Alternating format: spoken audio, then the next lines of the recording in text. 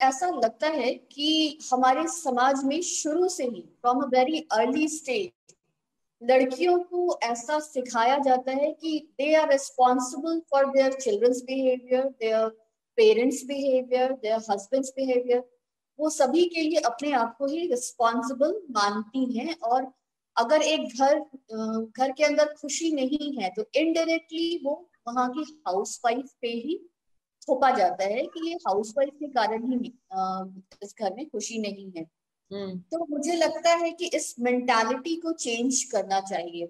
हम्म। ये जो मेंटालिटी है कि I am responsible for every house hold course, I am responsible for my children studies, वो कैसा बिहेव करते, वो आगे जाके क्या बनेगी उनकी लाइफ, वो क्या बात चूज करेंगे अपनी लाइफ में, उनके हस्बैंड के का जो भी काम है वो कैसे करेंगे।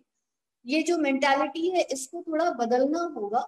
और इसको बदलने का सही उपाय है कि जो मेल काउंटर पार्ट्स है वो आगे आए, वो उनसे बातें करे, वो अ, वो भी रिस्पॉन्सिबिलिटीज जो है कुछ रिस्पॉन्सिबिलिटीज शेयर करे और सब चीज हाउस वाइफ पे अपने फीमेल काउंटर पार्ट्स पे नहीं थोपे।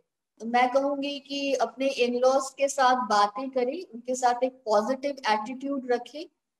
ताली दोनों हाथ से बजती है। आप भी उनसे बातें करें कि मैं ये ऐसा मैं कर सकती हूँ, मुझे काम भी करना है, मुझे घर भी देखना है, लेकिन आप लोगों के हेल्प के बिना, आप लोगों के सपोर्ट के बिना मैं कुछ नहीं कर सकती हूँ। तो जब ऐसी इस तरह का अंडरस्टैंडिंग इन लॉज और बहू में या डॉटर इन लॉ में होगा तो आई डोंट थिंक कि बहुत ज्यादा प्रॉब्लम होगी। हमारे जो इन लॉज है, जो हमारे ओल्डर जनरेशन है, उन लोगों को भी समझना होगा कि उन लोगों को, फीमेल्स को स्पेशली, जो उनकी डॉटर इन लॉ, उन लोगों की मेंटालिटी को समझना होगा कि वो किस बैकग्राउंड से आ रही हैं। वो एक वर्किंग मदर है और उनकी लाइफ को सही करने के लिए, उनको अपने आप को बेटर करने के लिए हम क्या कर सकते हैं। हम्म। मुझे लगता है कि जो इन लॉज होते हैं उनको भी एक बार समझाने की जरूरत है, उनको भी ये बात समझने की जरूरत है कि कोई भी इंसान सुबह से 5 बजे उठ के घर वो का कर काम रहे करे, फिर ऑफिस का काम करे, that is not possible, that is inhuman obviously. और फिर बच्चों का भी ध्यान रखें, that is not possible. And the society have to understand it. सभी को समझना होगा, चाहे वो इन लॉज हो, हस्बैंड हो, फीमेल्स हो, हाउस वाइफ हो, वर्किंग लेडीज हो। एंड इट्स इवन बहुत ज्यादा मुश्किल है for working ladies in the sense कि उनको तो घर का काम भी करना है, घर का काम भी करना है, सारा का सारा काम करना है। एक तरह से देखा जाए तो जैसे हमारी पूरे बॉडी की अपनी इम्यूनिटी होती है, उस तरह से हमारे मन का, हमारे दिमाग का भी अपना एक इम्यूनिटी लेवल होता है। तो जिसको हम बढ़ा सकते हैं, जिसके कुछ तरीके होते हैं, जैसे एक प्रॉपर, जो मैंने पहले भी शायद बताया होगा, एक टाइम शेड्यूल, एक टाइम टेबल फॉलो करना है, स्लीप साइकिल को बिल्कुल मेंटेन रखना है, एक टाइम पे सोने जाना है, एक टाइम पे उठना है, बैलेंस डाइट्स लेनी है।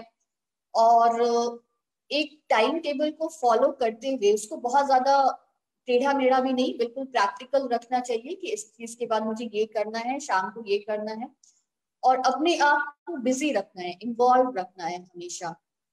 और दूसरी बात होती है कि अपने जो हमारे आसपास के लोग हैं, जो परिवार के लोग हैं, जो हमारे परिजन हैं, दोस्त हैं, उनसे हमेशा बात करते रहनी चाहिए। उनको भी प्रोत्साहित करना चाहिए कि उनको अगर कोई किसी तरह का प्रॉब्लम हो रहा है, किसी तरह की दिक्कत हो रही है, तो वो आपसे आकर खुलकर बात करें, अपने बारे में भी उनको खुलकर बताएं। और अगर ऐसा लगता है कि उनको बहुत दिन से या किसी तरीके की दिक्कत हो रही है तो उन्हें प्रोत्साहित करना चाहिए कि वो किसी मनोवैज्ञानिक के पास जाएं, हेल्प लें। जैसे कि जो भी मेंटल इलनेसेस हैं, अगर 2 वीक से ज्यादा उनको नींद की परेशानी आ रही है, घबराहट हो रहा है, बेचैनी हो रही है, वो अपने जो रोज का काम है, दिनचर्या है, उसको सही तरीके से नहीं कर पा रही है, सही टाइम पे उठ नहीं पा रही है, या उन्हें हमेशा लेथार्जी जैसा या फटीग जैसा फील हो रहा है, तो उस केस में, उस स्थिति में हमें मनोचिकित्सक के पास या मनोवैज्ञानिक के पास जाना चाहिए। हम्म। दूसरी बात है कि जब ऐसा लगे किसी तरह का सिम्टम्स आ रहे हैं जैसे उसे डर या भय जैसा लग रहा है कि शक होने लगे कि मेरे पीछे कोई इंसान खड़ा है, मुझे कुछ आवाजें सुनाई दे रही हैं, कुछ दिखाई दे रहा है, उस केस में भी मैं एक मनोचिकित्सक के पास जाना चाहिए। हेल्थ, फिटनेस और पोषण पर पाए बेस्ट डॉक्टर्स की राय सिर्फ famhealth.in पर, और हमारी YouTube page my fam health पर सब्सक्राइब करना ना भूलें।